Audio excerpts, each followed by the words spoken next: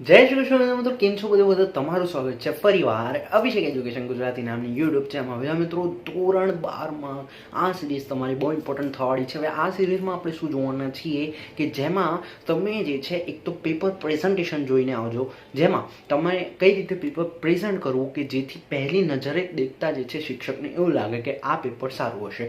હવે તમે એ paper presentation સારું છે પછી જ આ સિરીઝ તમારી કામની હશે, નહીં તો પેપર પ્રેઝન્ટેશન સારું હશે નહીં સારું હોય તો આ સિરીઝ તમારી કામની નથી. So go and check paper presentation.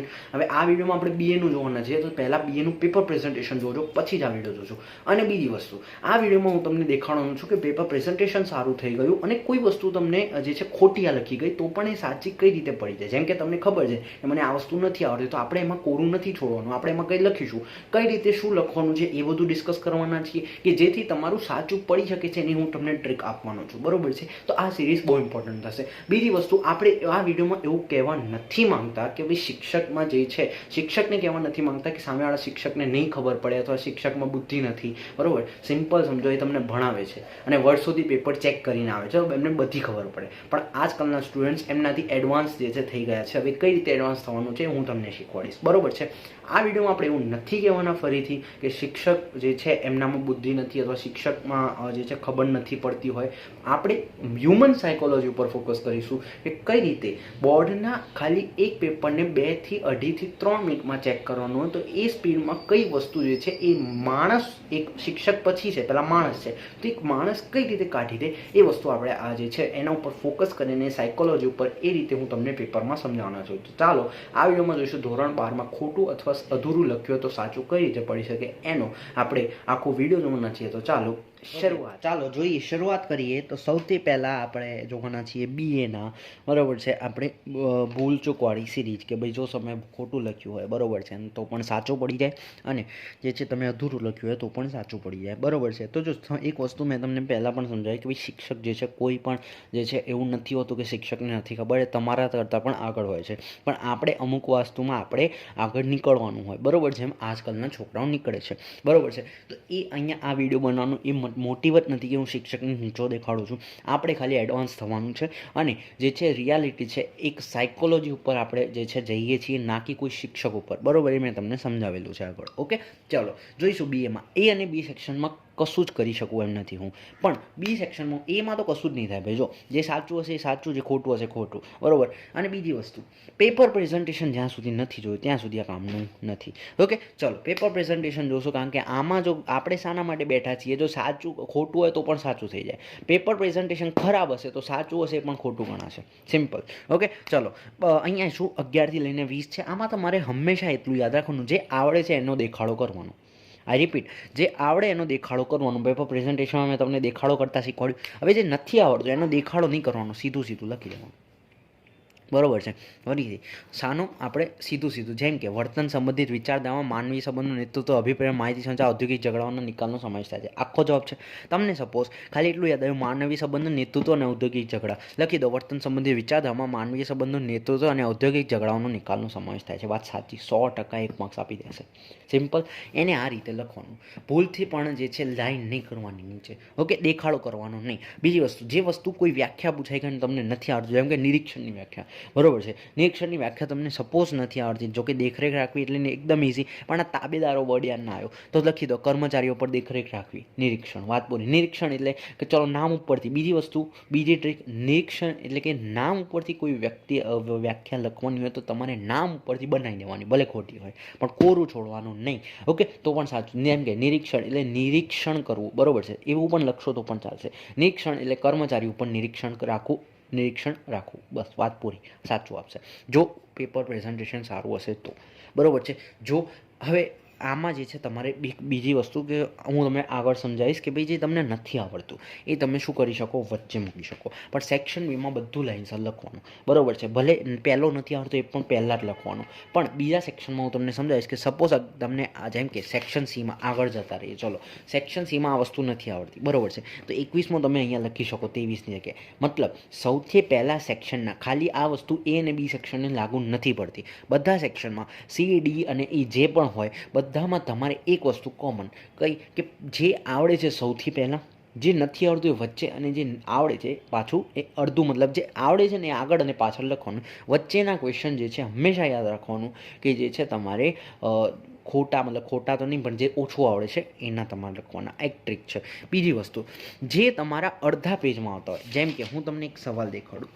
આ સવાલ જો, આમાં તમારે વધારે માર્ક્સ મળશે કે જે તમને નથી આવડતું એ તમે આ રીતે લખી શકો કે તમને કેટલો પેજ ભરવાનો છે. તમને 5, સમજો અમે આટલો સવાલ લખવાનો છે, જેમ કે એ આટલામાં નહીં આવે, તમારે અહીંથી જ ચાલુ કરવાનું, અડધો આ બાજુ અડધો આ બાજુ. અને આ વસ્તુ અહીંયા વધારે કામ થશે. જેમ કે હું તમને એક્ઝામ્પલ આપું કે સપોઝ આ 38 નથી આવડતો એટલો બધો, પણ મેં લખી દીધો કંઈ બી કરીને, અને પાછળ જે છે મેં લખ્યો એનો થોડો, એટલે આ તમારો સાચો પડશે. કારણ કે અહીંયા જે છે પાછળનું ચેક નહીં થાય, જે ખોટું છે ને એ અહીંયા લખવાનું, સમજ્યા? સાચું છે એ સ્ટાર્ટિંગમાં લખો, અહીંયા તમે ખોટું લખી શકો. આઈ રિપીટ, અહીંયા સાચું સ્ટાર્ટિંગનું, બધામાં એક જ ફોર્મ્યુલા યુઝ કરવાનો. પછી સેક્શન હોય આખો કે એક સવાલ હોય, શરૂઆતનું સાચું અહીંયા તમે ખોટું લખી શકો, અને એન્ડનું સાચું. સિમ્પલ. આ વસ્તુ અહીંયા જે ખોટો હોય, મેં તમને કીધું ને કે તમને ખબર પડી જશે કે આ મને થોડું આ ઓછું આવડે છે, કાં તો થોડું બહુ ઓછું. આપણે કોરું નથી છોડવાનું, એટલું મેં તમને સમજાવ્યું છે. કોરું એકેમાં નહીં છોડવાનું, સિમ્પલ, બરાબર? એટલે અધૂરુંવાળા આપણા 2 ટોપિક છે, બરાબર? તો ખોટું અને અધૂરું. અધૂરું તો છોડવાનું જ નથી, બરાબર છે? આપણે આખું જ લખવાનું જ છે, કોરું ક્યાંય નહીં છોડવાનું. ઓકે, તો હવે ખોટું લખવાનું, બરાબર છે? હવે ખોટું તમારે આ ટોપિક ઉપર અહીંયા લખવાનું, આ પેજમાં જમણી બાજુ નીચે.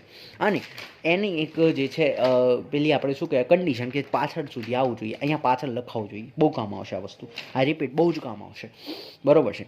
અને દરેકનો એક નિયમ દરેક સેક્શનનો કયો, કે શરૂઆતમાં હંમેશા સાચા સવાલો લખવાના. શરૂઆતમાં આવી વસ્તુ હોવી જોઈએ, કારણ કે સેક્શન ડી ના અલગ શિક્ષક હશે. દરેક સેક્શનમાં હંમેશા યાદ રાખજો, દરેક સેક્શનના અલગ શિક્ષકો હશે.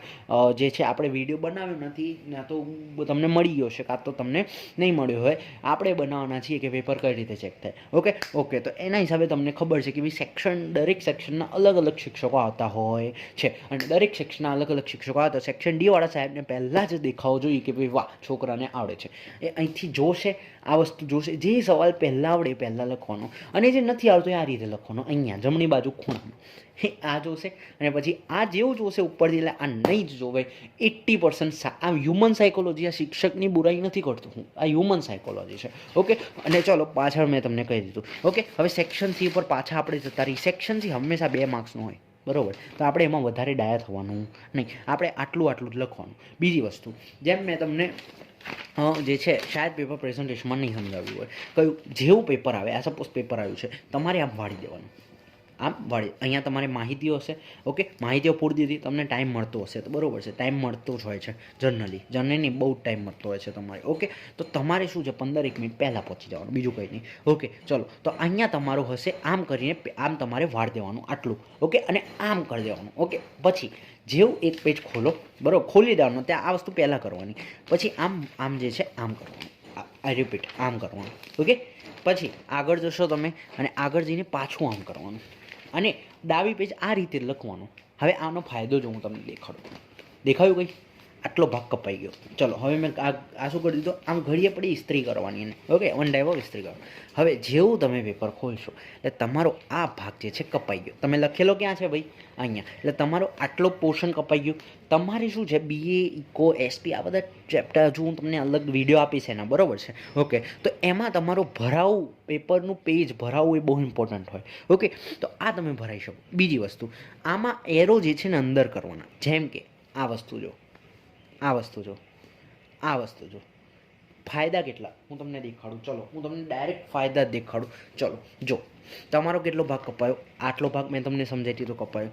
આ ભાગ સામેથી કાપીને આપ્યો છે એમણે હાસ્યાનો. એરોનો ભાગ તમે કાપ્યો, એટલે કેટલું બચ્યું? આટલું બચ્યું. બાકી તો બધું તમે કાપી દીધું છે, પણ દેખાય છે કે તમે કાપ્યું છે? નહીં દેખાય. તો આ એક ટ્રીક છે. ખાસ કરીને કોઈ બી પેપર હોય તમારું, એકાઉન્ટમાં ખાલી ધ્યાન રાખજો, કારણ કે એમાં કોષ્ટક મોટા આવે. બાકી જે પાઘડીને તમારા પ્રવેશ અને પહેલામાં ચેપ્ટરમાં કરશો તો સીન થઈ જશે, એમાં ના કરતા, બરાબર? એમાં તમે આમ લખશો ચાલશે. બાકીના ચેપ્ટરમાં આ હંમેશા ઘણા સ્ટુડન્ટ્સ શું કરતા હોય છે, કોષ્ટકો. એટલે ભાઈ કોષ્ટક શું બનાવે છે તું? દેખાડે શું કામ છે ને ભાઈ મેં કાપ્યું છે, શું કામ દેખાડે? કોષ્ટક નહીં બનાવવાનું, આપણે સીધું જ લખવાનું. સામે શિક્ષકને શું કામ દેખાડવાનું આપણે કોષ્ટક બનાવીને આપ્યું છે?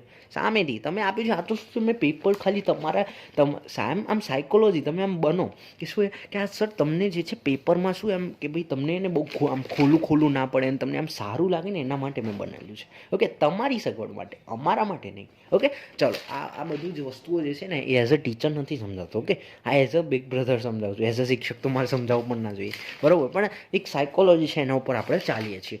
સેક્શન ડી હંમેશા યાદ રાખજો. સેક્શન સી મેં તમને કીધું આટલું લખવાનું. સેક્શન ડી મિનિમમ કહું છું, અડધા પેજ ન હોવો જોઈએ. દરેક સેક્શનમાં જે વસ્તુ પહેલાં આવડે છે એ લખો અને જે આવડે છે એ પહેલાં અને છેલ્લે લખવાની. જે નથી આવડતી એ રીતે આ રીતે અહીંયા પણ લખો ચાલે, વચ્ચે લખવાની ઇન શોર્ટ. પણ જનરલી તમે આ રીતે લખશો તો તમે સાચા પડશો.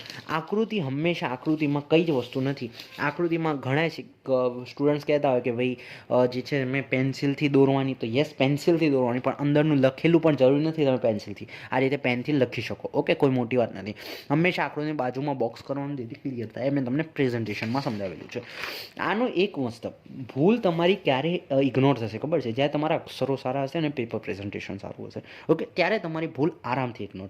હવે જે મુદ્દાવાળા છે, મુદ્દા આ બધા આખા બીએમાં આવી ગયું, બરાબર, જે આગળ કટ થઈ ગયા હોય તો એમાં પણ ઇન્ક્લુડ છે. ઓકે, મુદ્દાવાળામાં મુદ્દા જ કરવાના. આ જે વસ્તુ પર મેં રેન્ડમ પેપર ખોલ્યું છે, આ પેપરનો ફોટો પાડો અને જે અંદર આપેલું છે તમારે, બરાબર છે, બેઠું નહીં હોય. મતલબ આ મુદ્દા ખાલી સાચા છે અને અંદરનું બેઠું નહીં હોય.